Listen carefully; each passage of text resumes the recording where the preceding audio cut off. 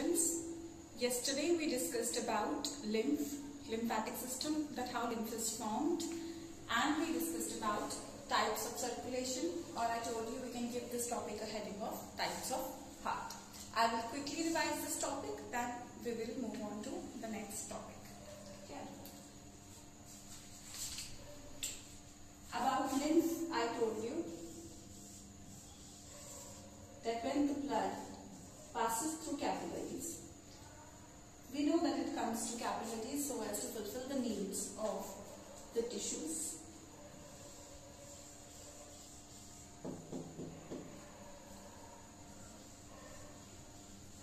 I told you that the blood gets filtered here, right? It gets filtered here, और बाहर क्या आता है फिल्टर होने के बाद? सीव की तरह, छन्नी की तरह ये काम करता है, मैंने आपको बताया था। तो इसमें जो बड़े पार्टिकल्स होते हैं वो इन कैपिलरीज से बाहर नहीं आते हैं, और एक फ्लूइड आता है, वो किसका बना हुआ होगा बच्चे?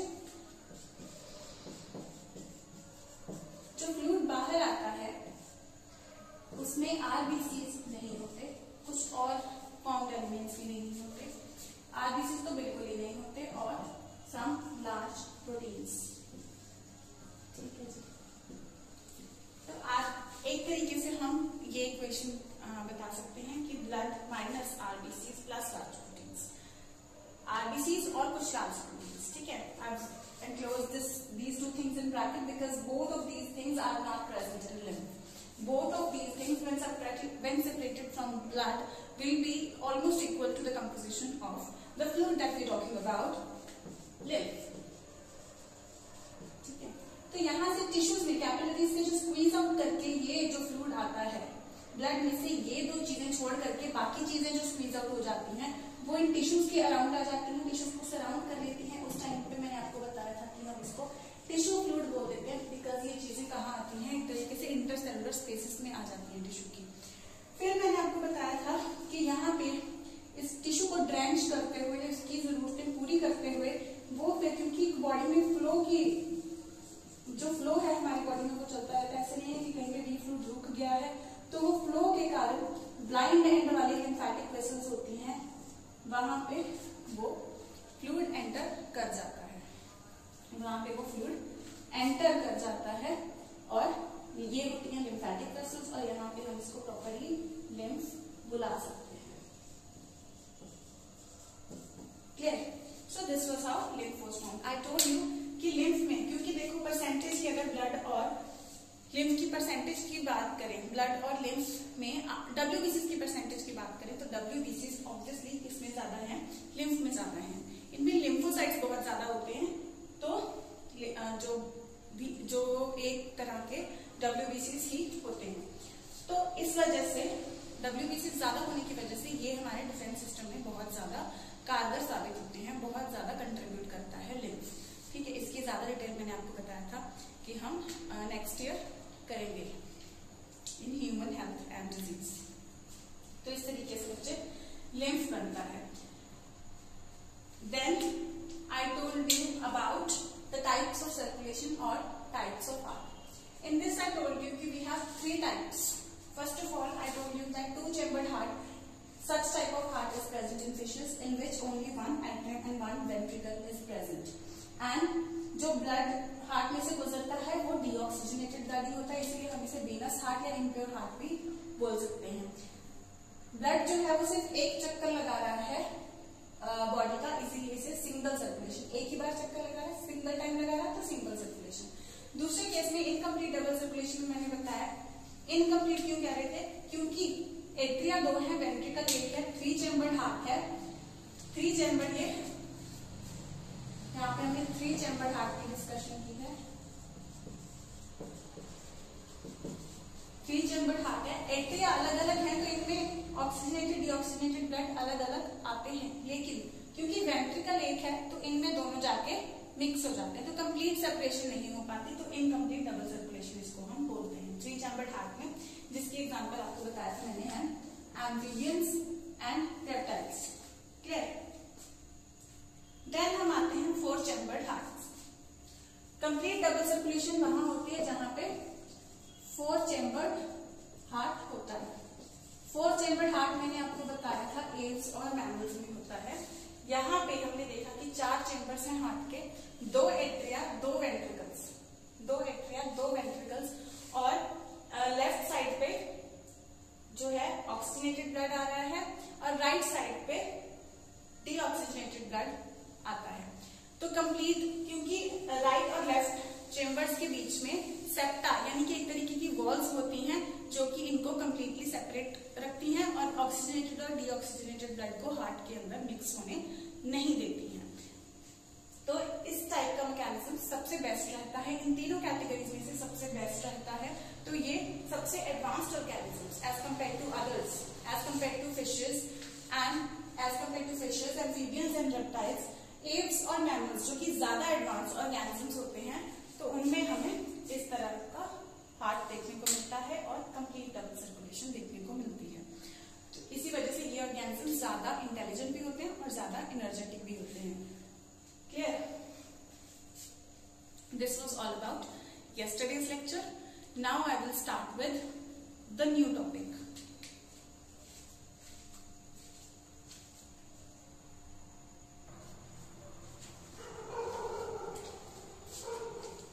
बच्चों, till now we have discussed about blood vessels. अगर हम blood vascular system की बात करें, हमने लिम्फेटिक सिस्टम कंप्लीट कर लिया, थोड़ा सा ही है हमारे सिलेबस में, वो कंप्लीट कर लिया।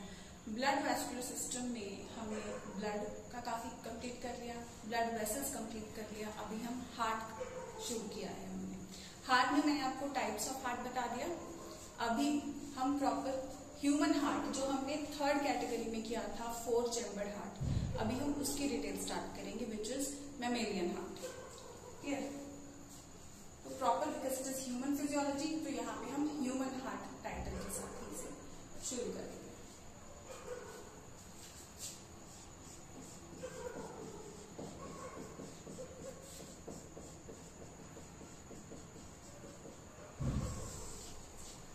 ह्यूमन हार्ट जो है वो रेडिश कलर का होगा ऑब्वियसली, रेडिश कलर का होगा। मेसोडर्मली डिराइव्ड ऑर्गन है।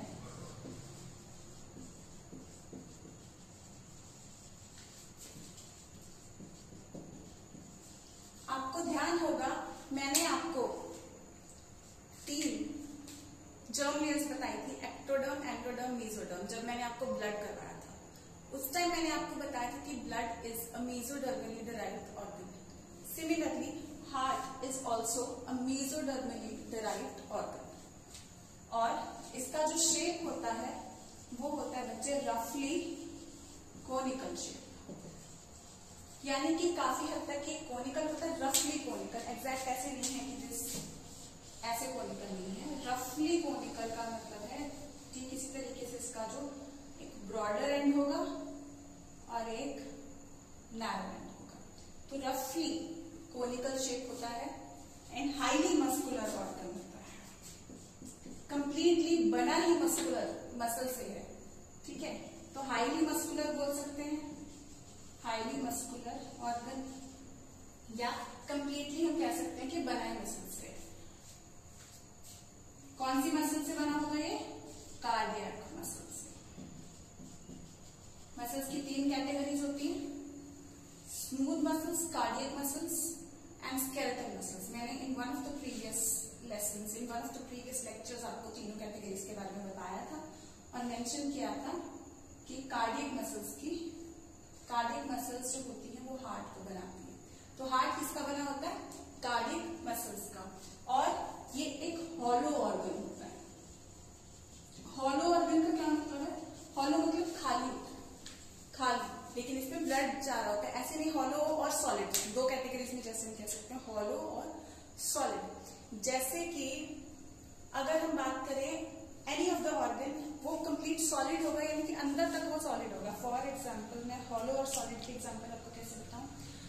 टेनिस बॉल्स जैसे आपकी आती हैं, तो टेनिस बॉल को आप जैसे कट करोगे, ज्यादातर वो अंदर की तरफ से क्या होगी? खोखली होगी। खोखली होती है, अंदर की तरफ हवा होती है उसके, दूसरी तरफ एक पत्थर जो है वो कंप्लीट सॉलिड है। ठीक है, तो ये क्योंकि चेम्बर्स होते हैं इसके अंदर, कमरों जैसे स्ट्रक्चर होते हैं जिन कमरों से ब्लड पास करेगा, तो obviously it has to be hollow. Complete ऐसे पत्थर जैसा होगा तो उसके अंदर से ब्लड कैसे पास करेगा? So this is a hollow muscular organ. Highly muscular organ कौन सी मसल्स का बना हुआ है? कार्डियक मसल्स का। और रफली कोनिकल होता है शेप इसका, मेसोडर्मली डिराइव्ड है और रेडिश कलर का ये स्ट्रक्चर है। अगर हम इसके साइज की बात करें, तो साइज एस्टिमेट लगाने के लिए हम कैसे कह सकते हैं इसका कैसा साइज होता है? एक tightly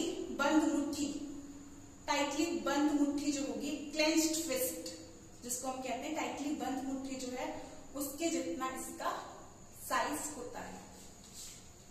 so it is of the size of a clenched fist. It is of the size of a clenched fist. Clear? So this is the general introduction of heart. Just take a look. अभी इसकी general description मैंने आपको बताई है. Then we will focus on its external structure and internal structure. Just take a look.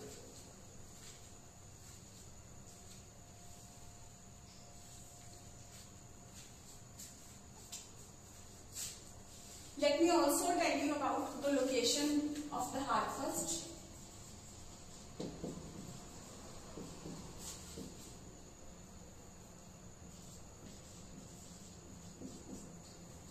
Location यानी कि ये होता कहाँ पे है? ये होता है बच्चे मीडियास्टिनम में।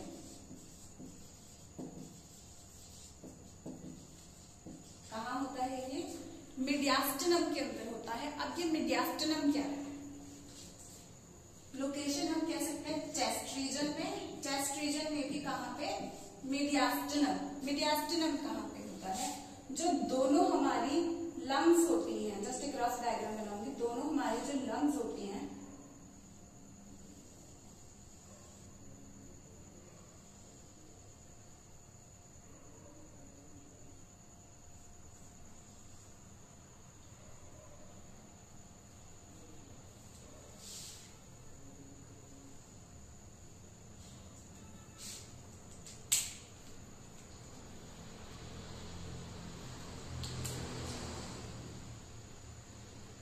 एग्जैक्ट डायग्राम नहीं, लेकिन आप एक आइडिया जो मैं देना चाह रही हूं कि लेफ्ट लंग यहां से आप देखोगे तो लेफ्ट लंग में एक नॉच जैसा स्ट्रक्चर होता है।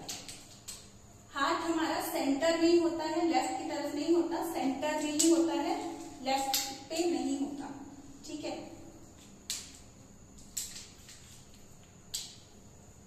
जैसे मैंने आपको बताया कि कोनिकल स्ट्रक्चर है, रेडिश कलर का कोनिकल स्ट्रक्चर है, और इसका ये अपर वाला पार्ट जो है इसको हम हार्ट का बेस बोलते हैं, और ये जो लोअर वाला पार्ट है इसको हम एपेक्स बोलते हैं। एपेक्स, दिस तीखा वाला पार्ट, एंड दिस तीखा वाला part gets almost embedded in the lung. Left lung में इस तरीके से वो एम्बेड हो गया होता है, जिस वजह से लेफ्ट लंग के अंदर ये डिप्रेशन सा आ जाता है, और ये डिप्रेशन जो लेफ्ट लंग के अंदर होता है इसको हम बोलते हैं कार्डियक नॉच। ये लंग का पार्ट है, कार्डियक नॉच लंग का पार्ट है। कार्डियक मतलब रिलेटेड टू लंग, नॉच मतलब वो ऐसे जो उसमें डिप्रेशन सा आ गया है उसको हम नॉच बोल रहे हैं। तो कार्डियक नॉच बन जाती है बिकॉज हार्ट इस तरफ है। आई रिपीट, अभी थोड़ा कंसेप्ट में आपको दिक्कत आई होगी, है क्या? दोनों लंग्स के बीच का जो स्पेस है, this space is known as mediastinum, और यहाँ से बहुत सारे स्ट्रक्चर्स पास करते हैं हमारे गले में से। देखो हमारा क्या, माउथ से उसके बाद ईसोफेगस वगैरह, माउथ, फेरिंग्स, ईसोफेगस, तो ईसोफेगस भी हमारा यहीं से पास करेगा, ईसोफेगस भी यहाँ से पास करेगा, और भी काफी ऑर्गन्स पास करेंगे। जैसे आप कॉलेज में जाओगे अपने फर्स्ट ईयर में, तो फिर आप मीडियास्टिनम के कट सेक्शन की डायग्राम भी बनाया करोगे, and then you will realize कि मीडियास्टिनम का सबसे बड़ा पोर्शन ऑक्युपाई कौन करता है? हार्ट। काफी स्ट्रक्चर्स यहाँ से पास करेंगे, काफी वेसल्स वगैरह भी पास करेंगे, लेकिन सबसे ज्यादा मीडियास्टिनम यानी कि space between two lungs, space in the chest region between the two lungs in the middle, तो उस रीजन, ये मिडल में होता है ऑलमोस्ट, उस वजह से हम इसको क्या बोलते हैं? मीडियास्टिनम। ठीक है, मीडियास्टिनम के अंदर ये हार्ट पड़ा होता है, और इसके आगे क्या पड़ा है? दोनों तरफ इसके लंग्स हैं। इसके आगे क्या पड़ा है? इसके आगे एक हड्डी पड़ी है जिसको हम बोलते हैं स्टर्नम।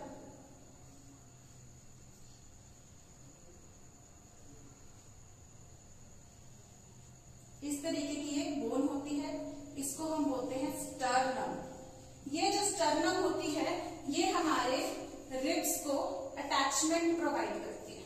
जैसे मैंने आपको बताया कि ये चेस्ट रीजन के अंदर है, तो यहाँ पे जो रिब केज होगा वो इसको ऑब्वियसली सराउंड कर रहा होगा। तो वो जो हड्डी, ये वाला जो स्टर्नम है, ये यहाँ पे पोजीशन होता है। तो हम हार्ट की पोजीशन बताते हैं, it lies in the chest region behind the sternum in the mediastinum, that is the space between the two lungs, and the heart lies in the middle but it is tilted towards left. Left की तरफ tilted है, झुकाव इसका left की तरफ है। ये portion इसका जो वेंट्रिकुलर पोर्शन होते हैं, जो नैरो रीजन है, ये इसका यू लेफ्ट की तरफ टिल्ट हुआ हुआ है। ठीक है, ऐसे लेफ्ट पे पूरा हार्ट लेफ्ट में नहीं पड़ा, but the heart is tilted towards left. Clear? You must focus on the position of the organs because ये अभी ऐसे नहीं है कि ये 2 साल ही आपको ये चीजें काम आएंगी। Even in the college हमारे एनाटॉमी डिपार्टमेंट में आपको ऑर्गन्स पकड़ के उस पोजीशन पे लेके पकड़ना होता है ऑर्गन को जहां पे वो हमारी बॉडी में है। जैसे हार्ट पकड़ा हुआ तो you will hold it like this, और वैसे ही टेढ़ा करके, टिल्टेड टुवर्ड्स लेफ्ट करके। लिवर पकड़ना है तो liver also you will hold like, जब वाइवा होता है तो you have to hold it like that, जिस पोजीशन में वो हमारी बॉडी में रिलेटिव टू दैट पोजीशन, उसी हिसाब से आपको होल्ड करके बताना होता है कि ये इस रीजन में पड़ा हुआ ऑर्गन होता है। Then you have to start with the description of the organ. तो whenever I tell you about the position of the organ, listen carefully. अभी भी खैर पहला फोकस हमारा नीट का है, तो उसके लिए भी आपको ये चीजें इंपॉर्टेंट है। ठीक है बच्चों,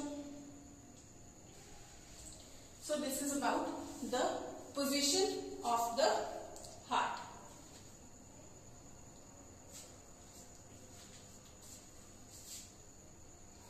Now, the heart is covered by double layered membrane.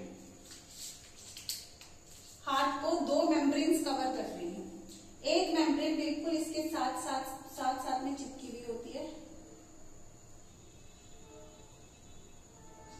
बिल्कुल हार्ट के साथ चिपकी हुई होती है, और जो दूसरी मेम्ब्रेन है वो थोड़ी सी दूर होती है। ये दोनों मेम्ब्रेन्स एक कवरिंग बनाती हैं, पेरिकार्डियम। ठीक है, तो इनर वाली जो होती है उसको हम बोलते हैं इनर विसरल पेरिकार्डियम,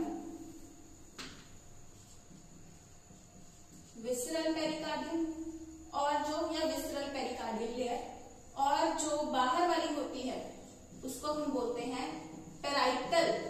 पेराइटल मतलब सरफेस पे या ऊपर की तरफ। ठीक है, पेराइटल पेरिकार्डियम। अब इन दोनों के बीच की ये जो स्पेस है,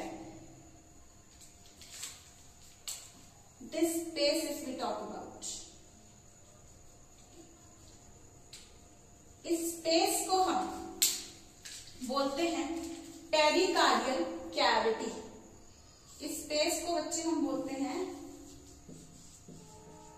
पेरिकार्डियल कैविटी, और इस कैविटी के अंदर एक फ्लूइड बड़ा होता है जिसे हम क्या देते हैं, पेरिकार्डियल फ्लूइड। इस फ्लूइड को हम क्या कहते हैं, पेरिकार्डियल फ्लूइड। अब ये फ्लूइड किसके काम आता है? हार्ट लगातार यू पंपिंग करता है तो ये उसकी मैकेनिकल इंजरी वगैरह नहीं होने देता, एक तरीके से स्मूथ बीटिंग होती रही उसकी, तो फ्रिक्शनलेस मूवमेंट जो कि स्मूथ होती रहे, उसके कारण ये पेरिकार्डियल फ्लूइड उस काम में ये हेल्प करता है। Just take a look on the board.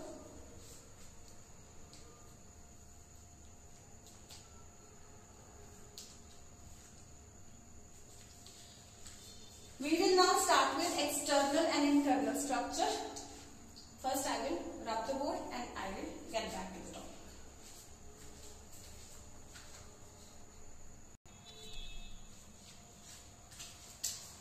बच्चों I will start with a schematic diagram again, the same schematic diagram, क्योंकि अगर कुछ कंसेप्ट्स जो हमें लर्न करने हैं वो स्कीमेटिक डायग्राम से ही बेटर लर्न होंगे. आई told you that the heart is made up of 4 chambers. Heart के अंदर 4 चेम्बर्स होते हैं, मैमेलियन हार्ट या ह्यूमन हार्ट के अंदर. अगर बच्चों नोटिस करो स्कीमेटिक डायग्राम में मैं ऊपर के 2 चेम्बर्स जो हैं जिन्हें हम एट्रिया बोल रहे हैं वो छोटे बना रही हूं एज कंपेयर टू वेंट्रिकल्स. ये लंबे और थिन होते हैं, ये ऊपर की तरफ एट्रिया छोटे होते हैं. ठीक है. अब मैंने आपको बताया था कि एट्रिया और वेंट्रिकल्स यहाँ पे डीऑक्सीजनेटेड और ऑक्सीजनेटेड ब्लड कंप्लीटली सेपरेट रहता है क्योंकि बीच में दीवार जैसा स्ट्रक्चर होता है. And I told you, I will tell you that what is that दीवार लाइक स्ट्रक्चर. अब एक्सटर्नल स्ट्रक्चर करने से पहले, वो एक्सटर्नल स्ट्रक्चर में जो चीजें हमें दिखाई देती हैं वो क्यों, उनसे रिलेट करने के लिए मैं आपको 2-3 चीजें पहले इंटरनल बताऊंगी. ये जो 2 एट्रियम होते हैं इनके बीच में जो वॉल है उसको हम बोलते हैं इंटर एट्रियल सेप्टम. इंटर मैंने आपको बताया था 2 चीजों के बीच, तो इंटर एट्रियल सेप्टम दोनों एट्रिया के बीच में. ठीक है जी, दोनों एट्रिया के बीच की जो दीवार है वो इंटर एट्रियल सेप्टम है. ये जो होती है ये काफी थिन होती है. क्या होती है बच्चे? ये काफी थिन होती है. और दूसरी तरफ दोनों वेंट्रिकल्स के बीच में जो दीवार है इसे इंटर वेंट्रिकुलर सेप्टम बोलेंगे क्योंकि ये दोनों वेंट्रिकल्स के बीच में होती है. और ये वाली ज्यादा थिकर होती है as compared to the former one, this one. इससे ज्यादा ये क्या होती है? थिक होती है. क्यों? ये थिन है और दोनों ऑब्वियसली हार्ट मसल है, तो ये मसल्स थिन और मस्कुलर होती है. मस्कुलर तो होना ही है because heart has to beat. ठीक है, तो thin and muscular, so we can write thin and muscular, but this one is very thicker, ventricle. क्यों? आप कैसे याद रख सकते हो? चलो इस चीज को याद कैसे रख सकते हो कि एट्रिया की थिन है और इंटरवेंट्रिकुलर की थिकर है. आपको याद होगा एट्रिया कहाँ ब्लड भेजना है इनको? ऊपर से तो पैसिवली आ ही रहा है, लेकिन इनको ब्लड सिर्फ अगले चेंबर में ही भेजना है, वेंट्रिकल्स के पास ही भेजना है. लेकिन वेंट्रिकल्स को क्या करना है? एक वेंट्रिकल को पूरी बॉडी में भेजना है और दूसरे वेंट्रिकल को दूसरे ऑर्गन यानी कि लंग्स के पास भेजना है. तो इनको फिर ज्यादा प्रेशर लगाना पड़ेगा, ज्यादा धक्का मारना पड़ेगा आगे ब्लड भेजने के लिए. तो their walls also have to be thicker and stronger. That is the reason interventricular septum is also stronger. ठीक है, इनकी वॉल का भी हम आगे देखेंगे कि थिकनेस का क्या फर्क होता है. लेकिन interventricular septum versus interatrial septum में अगर हम देख रहे हैं, so interventricular septum is thicker, much thicker than interatrial septum. Reason आप लोग समझ चुके हो, because the ventricles have to work more. Clear? अब atria, this is right atrium, this is left atrium, right ventricle, left ventricle. अब ये दोनों ventricles, atria और वेंट्रिकल के बीच में जो वॉल है, this one, what about this? What about this? तो इसमें जो वॉल है इसको हम बोलेंगे एट्रियो वेंट्रिकुलर सेप्टम. और ये बहुत स्ट्रॉन्ग और फाइब्रस होती है, लेकिन इसके अंदर क्योंकि एट्रिया से वेंट्रिकल में ब्लड आना जरूरी है तो इसके अंदर वॉल्व्स भी होते हैं. यहाँ पे 3 ढक्कन वाला कह सकते हैं ट्राइकस्पिड वॉल, और इधर बाइकस्पिड वॉल. ट्राइकस्पिड और बाइकस्पिड वॉल की हम आगे डिस्कशन करते हैं. अभी क्योंकि मैंने आपको बताया कि first I have to tell you about external structure of heart, this was a glimpse of internal structure. External structure of heart just 2 line में खत्म हो रहा है. That is why I pick it up first. External structure of heart में क्या है देखो.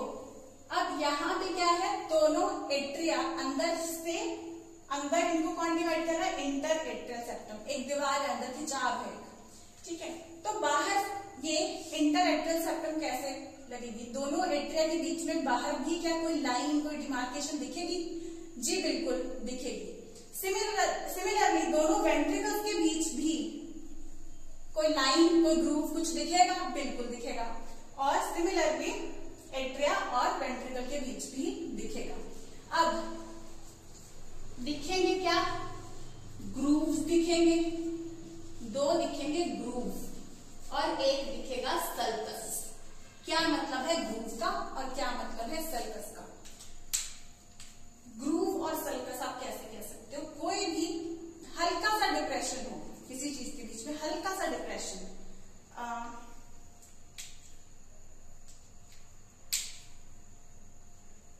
For example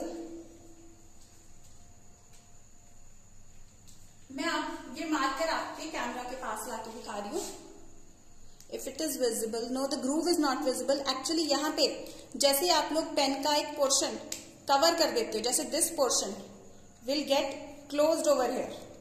ये वाला पोर्शन यहाँ पे ऐसे क्लोज होगा, तो इस पोर्शन को भी आप टच करके देखिएगा. यहाँ पे आपको हल्का सा ऐसे लगेगा कि हल्का सा कुछ डिमार्केशन है. So this will represent what, a groove. हल्का सी लाइनिंग से हल्का सा डिप्रेशन दिखेगा ग्रूव. लेकिन सल्कस कैसा होता है? सल्कस वही डिप्रेशन ज्यादा डीप होता है, तो वो सल्कस बन जाता है. क्लियर? तो अब मैंने आपको बताया कि यहाँ पे 2 ग्रूव्स और एक सल्कस होगा. तो कहां पे होगा, गैस कर सकते हैं कहां पे ग्रूव और कहां पे सल्कस होगा? ये दोनों सिमिलर चैम्बर्स हैं, ये दोनों सिमिलर चैम्बर्स हैं. तो सिमिलर चैम्बर्स के बीच में, यानी कि दोनों एट्रिया के बीच में ग्रूव होगा बाहर की तरफ, इंटर एट्रियल ग्रूव. और दोनों वेंट्रिकल्स, ये भी सिमिलर चैम्बर्स हैं, तो दोनों वेंट्रिकल्स के बीच भी एक क्या होगा, ग्रूव होगा. Inter ventricular groove. ठीक है. अब एट्रिया और वेंट्रिकल के बीच में अंदर की तरफ भी मैंने आपको बताया था कि फाइब्रस वॉल होती है, सेप्टा जो होती है वो फाइब्रस होती है. तो बाहर की तरफ डिसिमिलर चैम्बर्स हैं, बाहर की तरफ भी फाइब्रस स्ट्रॉन्ग है, अंदर की तरफ भी इनकी डिमार्केशन, तो बाहर भी इनमें ज्यादा बड़ा डिप्रेशन होगा एज कंपेयर टू ग्रूव. बहुत ज्यादा बड़ा भी नहीं होता, लेकिन एज कंपेयर टू ग्रूव बड़ा होता है. तो इसको हम यहाँ पे एट्रियोवेंट्रिकुलर सल्कस बोल देते हैं. आपको एक्सटर्नल स्ट्रक्चर में ज्यादा नहीं है. एक्सटर्नल स्ट्रक्चर में जो मैंने आपको पहले बेसिक चीजें बता दी, कोनिकल शेप्ड, क्लेंच्ड फिस्ट जितना उसका साइज, क्लेंच्ड फिस्ट जोर की बनी हुई मुट्ठी के जितना उसका साइज, कोनिकल शेप हो गया, मस्कुलर ऑर्गन हो गया, और उसकी पोजीशन वगैरह हो गया, एंड ये ग्रूव्स और sulcus. You will enjoy doing these things when you will get into college. तो हाथ पकड़ के फिर आप इन सब चीजों को फील कर पाओगे, देख पाओगे अपने हाथ में. बिल्कुल ओरिजिनल ऑर्गन्स जब आप हैंडल करोगे, then you will be clarified with these things and you will be fascinated to know what all you studied in class 11 and 12. You can see them in your further years. Clear? This was about external structure of heart. Moving on to the internal structure. Internal structure में मैंने आपको main जो बात बताई कि इसमें 4 chambers होते हैं, ये कोनिकल शेप होता है. देखो मैं फिर से बता रही हूँ कि स्केमेटिक और स्कीम से बना हुआ है, यानी कि सिर्फ अंडरस्टैंडिंग के लिए मैंने डायग्राम बनाई है.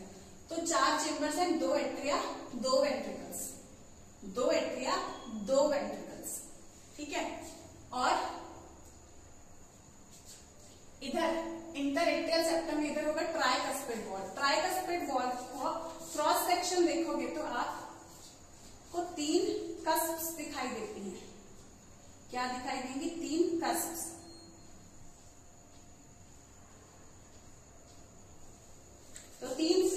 यहाँ पे होंगे, और कस्प हम ऐसा जो होता है एरिया, इसको कस्प बोल देते हैं। ठीक है, तो ये 3 कस्प हो गई इसमें। तो ट्राइकस्पेड वॉल, बाइकस्पेड वॉल में 2 ही कस्प होंगी। क्लियर, एक इधर एक इधर। तो बाइकस्पेड वॉल को हम और क्या बोलते हैं? बाइकस्पेड वॉल को हम मेट्रियल वॉल भी बोलते हैं।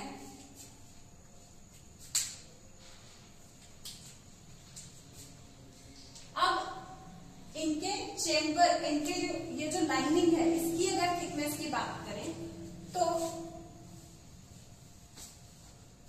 लेफ्ट वेंट्रिकल में ब्लड भेजना होता है सारी बॉडी के अंदर थ्रू आयोटा, और इसने भेजना होता है कहाँ पे?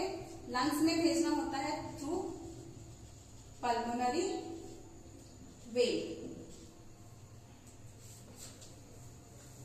Sorry pulmonary artery, through pulmonary artery. तो अब इसने क्योंकि सारी बॉडी में भेजना है ब्लड, तो इसका ये जो लाइनिंग होगी ये क्या होगी? काफी, इसकी जो वॉल होगी लेफ्ट वेंट्रिकल की वॉल राइट वेंट्रिकल की कंपैरेटिवली ज्यादा थिकर होती है। ओवरऑल देखिए तो वेंट्रिकल्स का जो वॉल है that is thicker than atrial wall, लेकिन लेफ्ट और राइट में भी कंपेयर करें तो लेफ्ट की जो वॉल है that is even thicker than the right one. Clear? अब और क्या होता है यहाँ पे राइट साइड पे, राइट एट्रियम में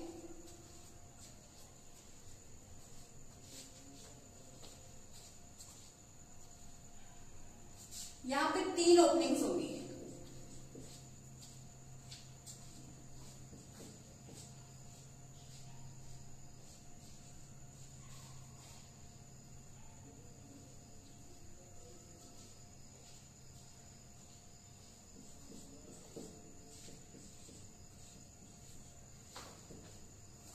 राइट साइड पे 3, I will draw a bigger diagram, I think I should draw a bigger diagram to explain you, just wait a minute.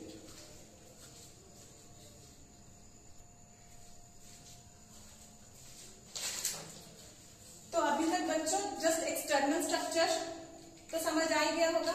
Inter atrial groove, inter ventricular groove, atrio ventricular circus, and heart covered by pericardium. तो ये 4 chambered heart schematic बना रही हूं मैं फिर से।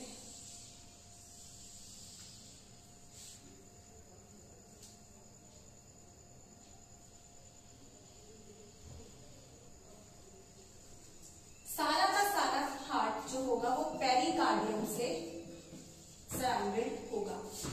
Conical shape structure है, cardiac muscle का बना हुआ है, और कहां पे पोजीशन है इसकी? मीडियास्टिनम में इसकी पोजीशन है, and it is tilted towards left. Pericardium, double membrane pericardium से सारा हार्ट सराउंडेड है। Outer parietal,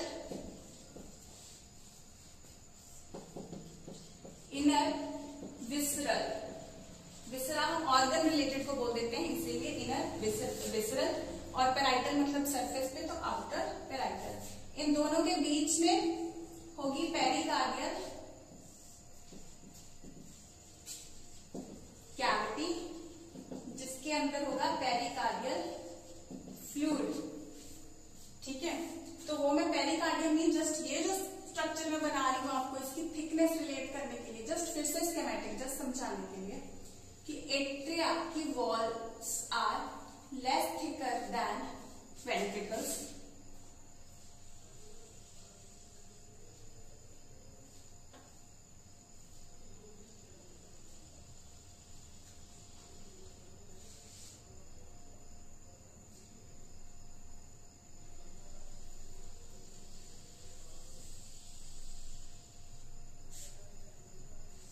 The heart is divided into 4 chambers, 2 atria and 2 ventricles.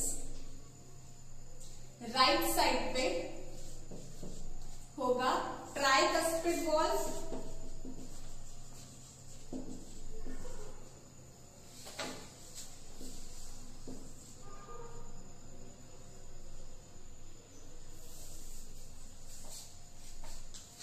And left side पे दो ही कस्प्स होंगी, बाइकस्पिड वॉल या मेट्रियल wall.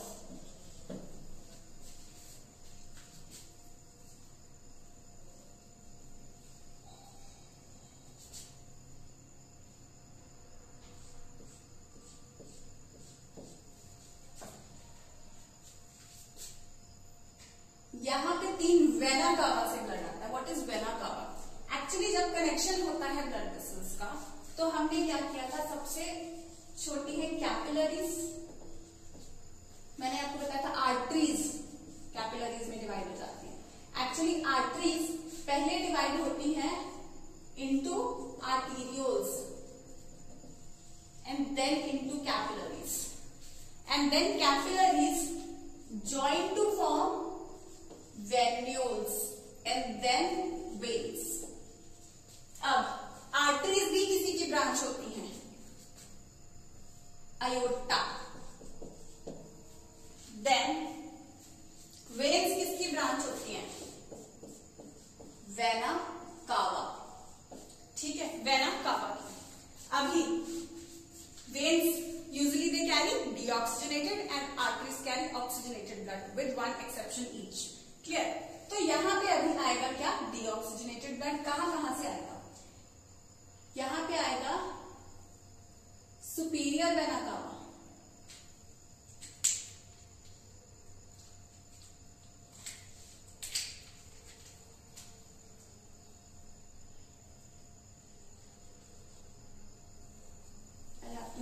so that this gets clear। superior vena cava और inferior vena cava। और तीसरी मैंने किसके लिए बनाई है, तीसरा is not a vena cava, it's sort of a sinus. Sinus एक कैविटी जैसा, this is coronary sinus।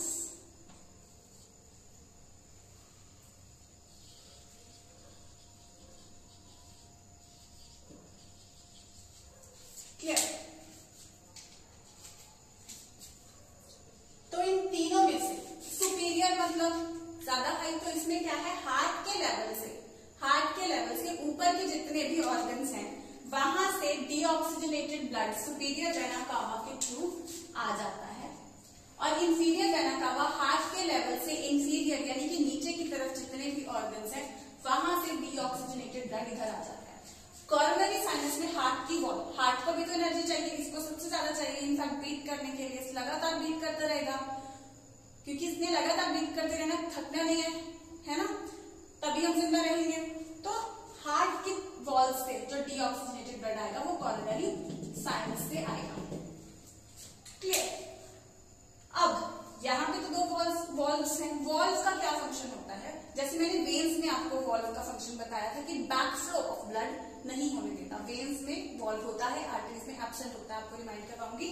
तो सिमिलरली यहाँ पे भी वॉल्व का फंक्शन ये होता है कि एट्रिया से वेंट्रिकल की तरफ तो जाए, वेंट्रिकल से एट्रिया की तरफ जब ये कंट्रैक्ट करेंगे तो यहाँ से वापस ना जाए, तब ये दरवाजे या वॉल्व बंद हो जाए। तो यहाँ पे भी कुछ होना चाहिए, I will tell you about this, लेकिन first I will tell you कि इधर ब्लड कहां से आता है। इधर आता है oxygenated blood from lungs, the respiratory organ. तो कौन लेके आती है, पल्मोनरी वेन्स।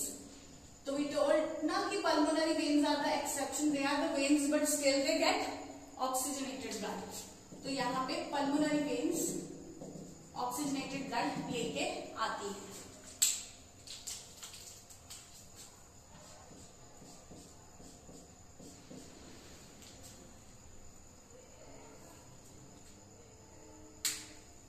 अब अगर वॉल्व की बात करें तो पल्मोनरी वेन्स और सुपीरियर वेना कावा, पल्मोनरी वेन्स और सुपीरियर वेना कावा की पोजीशन इस तरीके से होती है कि इनको वॉल्व की जरूरत नहीं होती। इनकी पोजीशन ही ऐसी होती है कि जब एट्रिया कंट्रैक्ट करेंगे तो ये अपने आप से इनकी ओपनिंग बंद हो जाती है। लेकिन यहाँ पे दो जगह वॉल्व होंगे, इंफीरियर वेना कावा और कोरोनरी साइनस में। इंफीरियर वेना कावा पे जो वॉल्व होगा उसको हम कहते हैं यूस्टैचियन वॉल्व। यूस्टैचियन वॉल्व। और यहां पे कोरोनरी साइनस में जो होगा उसको हम कहेंगे थिबेसियन वॉल्व या कोरोनरी वॉल्व। क्लियर? तो ये दो यहां पे वॉल्व्स होंगे, inferior vena cava and coronary sinus की ओपनिंग पे रिस्पेक्टिवली। देन इधर से बॉडी से ब्लड आ रहा है, फिर इस वेंट्रिकल में जाएगा और इधर भी वेंट्रिकल में जाएगा। जब एट्रिया नॉर्मली भी थोड़ा थोड़ा जाता रहेगा, जब एट्रिया कंट्रैक्ट करेंगे तो ज्यादा जाएगा, वो मैकेनिज्म हम करेंगे आगे। अब यहां से ऑक्सीजनेटेड ब्लड है तो ये कहां जाएगा? पूरी बॉडी के अंदर। पूरी बॉडी के अंदर कौन लेके जाएगी? अयोर्टा, सबसे बड़ी आर्टरी। और इधर से डीऑक्सीजनेटेड ब्लड क्लीन होने जाएगा लंग्स के पास। ध्यान दो, pulmonary veins carry oxygenated blood and what will carry this deoxygenated blood? क्योंकि लंग्स तक जाना है तो पल्मोनरी आर्टरी या पल्मोनरी अयोर्टा भी कह सकते, पल्मोनरी आर्टरी भी कह सकते। ठीक है जी, this is called artery because it is carrying blood from heart to organ. Pulmonary word relates to lungs. ठीक है, तो pulmonary artery, pulmonary word again relates to lungs. So it is because why it is called vein then? It is called vein because it is carrying blood from organ to the heart. Though it is carrying oxygenated blood and pulmonary artery is carrying deoxygenated blood. Clear? अब जो chambers की इसकी wall की thickness की बात आ रही थी, क्योंकि सारी बॉडी में ब्लड पंप करना है, सारी बॉडी को ब्लड पंप करेगा। ठीक है, एओर्टा डिफरेंट आर्टरीज में जाएगा, आर्टरीज में डिवाइड होकर के सारी बॉडी को ऑक्सीजनेटेड ब्लड पंप करेगी, तो इसको ज्यादा प्रेशर लगाना है। दैट इज वाई इसका वॉल जो है वो ज्यादा थिक होगा एज कम्पेयर टू इसका वॉल। ठीक है, क्योंकि इसमें लंग्स तक जाना है। अब इन दोनों के, क्योंकि इन दोनों में दूसरे ऑर्गन तक भेजना है, इसका सबसे ज्यादा थिक, उससे कम इसका, लेकिन एट्रिया का वॉल, एट्रिया के वॉल्स इन दोनों से थिक होंगे, थिन होंगे, सॉरी, एट्रिया के वॉल्स इन दोनों से थिनर होंगे और सबसे ज्यादा थिक होगा लेफ्ट वेंट्रिकल का वॉल, देन उससे कम होगा राइट वेंट्रिकल का वॉल्स। मैं वॉल्स नहीं कह रही हूँ, वॉल कह रही हूँ। ठीक है, वॉल्स के बारे में I will repeat walls now. No valve here in superior vena cava, no valves in pulmonary veins. Their positions will handle everything. Inferior vena cava, eustachian and coronary sinus पे Thebesian या coronary valve. Clear? Coronary कहाँ से related है? Heart की wall के साथ। Internal structure में और पहले कौन सी चीज की है हमने?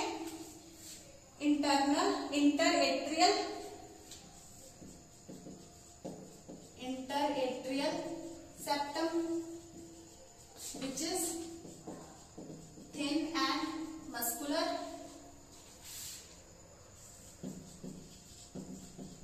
Interventricular septum, which is thicker.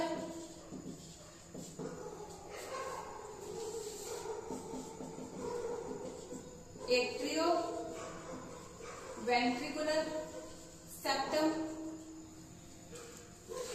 which is fibrous and very very thick. ठीक है,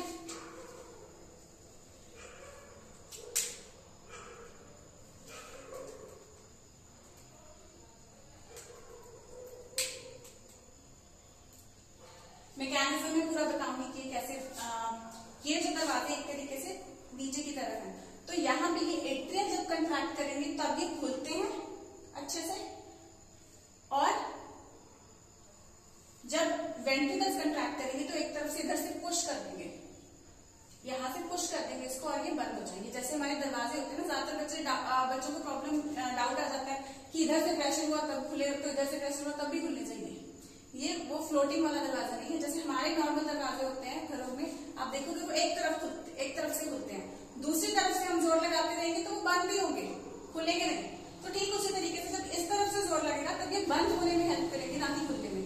लेकिन इस तरफ से जोर लगेगा, एट्रिया की तरफ से जोर लगेगा तब ये खुलेंगे, और इस तरफ से वेंट्रिकल की तरफ से जोर लगेगा तब ये बंद होंगे। क्लियर।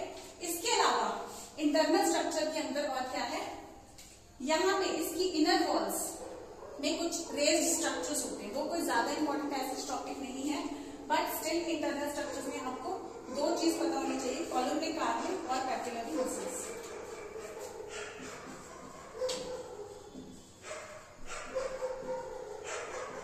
इसको ज्यादा डिफिकल्ट लगे ये चीज पैपिलरी मसल्स या कोलुम्बिक कार्निया, तो वो इसको लीव कर सकता है। ठीक है, प्रैक्टिस क्वेश्चंस में थोड़ा बहुत रिवाइज हो जाएगा, अदरवाइज इसमें क्वेश्चंस अभी ज्यादा आते नहीं है।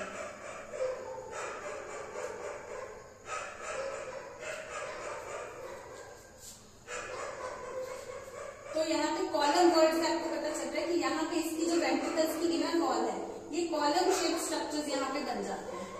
पैपिलरी मसल्स की, पैपिला एक्चुअली इस स्ट्रक्चर को, ऐसे स्ट्रक्चर को हम पैपिला बोलते हैं। तो थोड़ा सा मस्कुलर स्ट्रक्चर अगर यहाँ पे रेज हो जाएगा तो उसको हम पैपिलरी मसल्स बोल देते हैं। कोलुम्बिक कार्निया में प्रॉपर ऐसे कॉलम लाइक स्ट्रक्चर्स बनने शुरू हो जाते हैं, इसको हम ट्रेबेकुलर कार्निया भी बोल सकते हैं। ठीक है, थ्योरी में कोई भी इंपॉर्टेंस नहीं है इस टॉपिक की। पैपिलरी मसल्स पैपिला से बनेंगे, ये किस चीज में हेल्प करते हैं, दोनों ही चेंबर्स में होंगे। तो ये इनका क्या इंपॉर्टेंस है, इनकी इंपॉर्टेंस ये है कि जैसे ये वॉल, ये जो ट्राइकस्पिड और बाइकस्पिड वॉल है, इसके साथ अटैचमेंट प्रोवाइड करते हैं। जैसे हमारे कुछ डोर्स पे भी कई बार हमने ऊपर की तरफ अटैचमेंट वगैरह लगाई होती है, जिसको बंद करने और खोलने में हेल्प करते हैं। उस अटैचमेंट को क्या बोलते हैं, दरवाजे के साथ ही जो अटैचमेंट यूजुअली लगते हैं, hinges, I forgot the name, आप समझ गए होंगे कि वो उसकी ओपनिंग और क्लोजिंग कुछ हद तक कंट्रोल कर देते हैं। अगर हम नहीं लगाते तो दरवाजा इमीडिएटली कंट्रोल्ड, उसका बंद पूरा नहीं होता। तो इसको कंट्रोल करने के लिए हम जो कई बार अटैचमेंट्स लगा देते हैं, देन ये उसी का काम करते हैं। तो ये पैपिलरी मसल से एक तरीके से टेंडनस अटैचमेंट्स होती है वॉल्व के साथ, जो इसकी ओपनिंग और क्लोजिंग में, वॉल्व की ओपनिंग और क्लोजिंग में हेल्प करते हैं। ठीक है जी, लड़कों को ये दरवाजों वगैरह वाली टर्मिनोलॉजी याद रहती है। चलो, बॉडी में इसको क्या बोलते हैं वो मैंने आपको बता दी कि पैपिलरी मसल्स और कोलुम्बिक कार्निया होते हैं। तो यहाँ से टेंडन्स वगैरह इसके साथ अटैच होके, वॉल्व्स के साथ टेंडन्स होते हैं जो अटैच होके इसके बंद करने खुलने में, इन वॉल्व के बंद करने और खुलने में इनकी हेल्प करते हैं। Just take a look.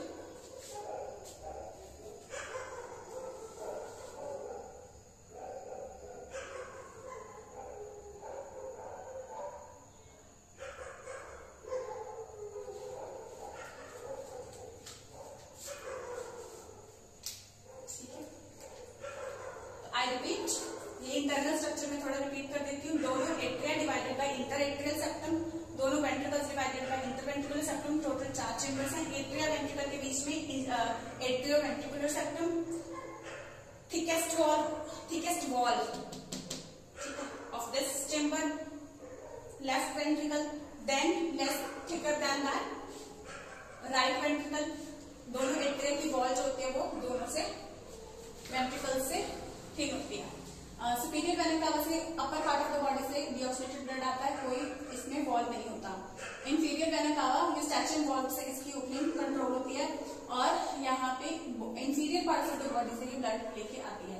Coronary sinus heart की वॉल से ब्लड लेके आता है, इसमें वॉल्व होता है जो बेसियन या coronary wall.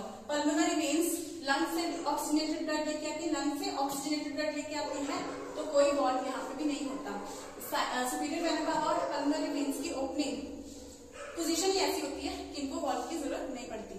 Tricuspid valve separates right atria and ventricle, and bicuspid और mitral separates left atria and ventricle. ठीक है, यानी कि tricuspid is present in right atrioventricular septum and bicuspid is present, or bicuspid or mitral valve is present in left atrioventricular septum. Then right side से pulmonary artery blood लेके जाती है lungs तक, और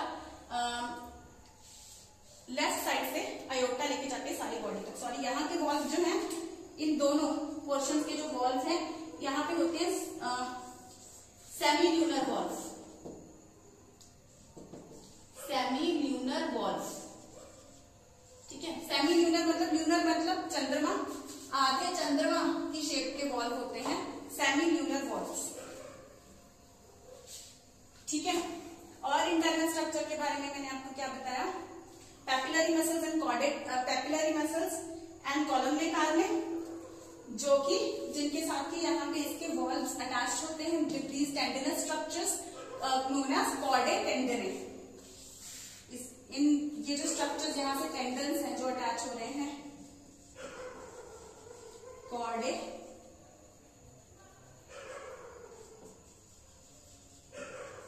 tendon. Clear?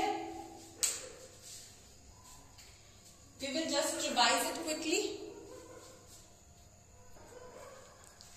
In the quick revision we will see कि outer structure में हमने देखा कि ये रफली कोनिकल शेप, क्लेंच्ड फिस्ट की साइज के जितना, चेस्ट रीजन के मिडल में ये स्ट्रक्चर होता है, और कहाँ पे पड़ा होता है, मीडियास्टिनम में. आई वाज जस्ट चेकिंग की रिकॉर्डिंग हो रही है कि मीडियास्टिनम में पड़ा होता है. और कौन से स्ट्रक्चर के पीछे, स्टर्नम के पीछे. स्टर्नम वो बोन है जो रिब केज के साथ अटैचमेंट, रिब्स के साथ अटैचमेंट इसकी होती है, ठीक है. और पेरिकार्डियम से ये सराउंडेड होता है. Outer parietal pericardium, inner विस्ट्रल pericardium, दोनों के बीच में पेरिकार्डियल कैविटी, और पेरिकार्डियल कैविटी के अंदर पेरिकार्डियल फ्लूइड जो कि smooth movement of heart, smooth pumping इसकी करा देता है. क्लियर? और आउटसाइड पे दोनों एट्रिया के बीच में, बाहर से हाथ को देखिए तो दोनों एट्रिया को हम कैसे डिमार्केट कर सकते हैं, इंटर एट्रियल ग्रूव, और दोनों वेंट्रिकल्स को इंटर वेंट्रिकुलर ग्रूव. ये इंटर एट्रियल ग्रूव और इंटर वेंट्रिकुलर ग्रूव मतलब हल्का सा डिप्रेशन, ठीक है. और एट्रिया और वेंट्रिकल्स को कैसे डिमार्केट कर सकते हैं, इनके बीच में थोड़ा ज्यादा डीप डिप्रेशन होता है जिसको हम एट्रिया वेंट्रिकुलर सल्कस बोल देते हैं. इंटरनल स्ट्रक्चर में हमने फिर से देखा कि 4 चैम्बर्ड हार्ट है, और ये स्कीमेटिक डायग्राम, ऐसी डायग्राम नहीं होती हार्ट की, क्लियर कर दियो, कोनिकल शेप होता है, ठीक है. स्कीमेटिक डायग्राम में जस्ट चीजें समझने के लिए हैं. Then superior vena cava, inferior vena cava and coronary sinus brings deoxygenated blood to the right atria.